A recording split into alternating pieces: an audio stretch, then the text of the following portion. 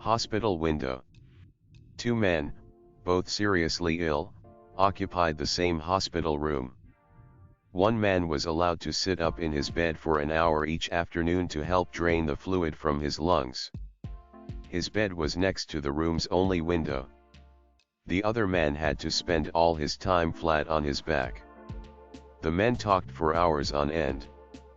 They spoke of their wives and families, their homes, their jobs, their involvement in the military service, where they had been on vacation.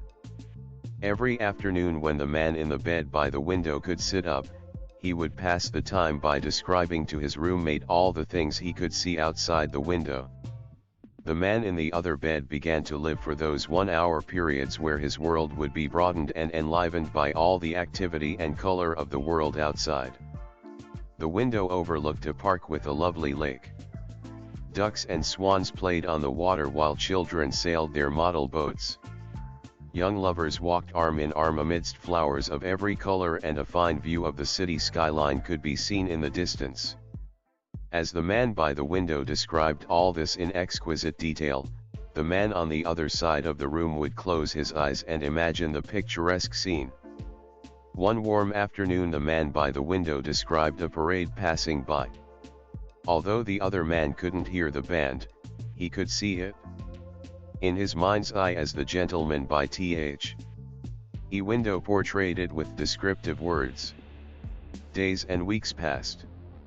One morning, the day nurse arrived to bring water for their baths, only to find the lifeless body of the man by the window, who had died peacefully in his sleep. She was saddened and called the hospital attendants to take the body away.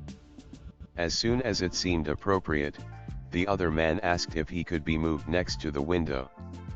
The nurse was happy to make the switch, and after making sure he was comfortable, she left him alone.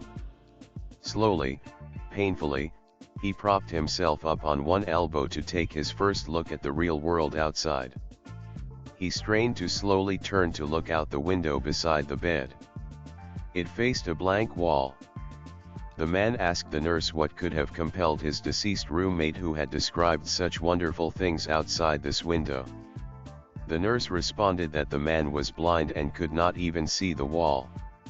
She said, "Perhaps he just wanted to encourage you."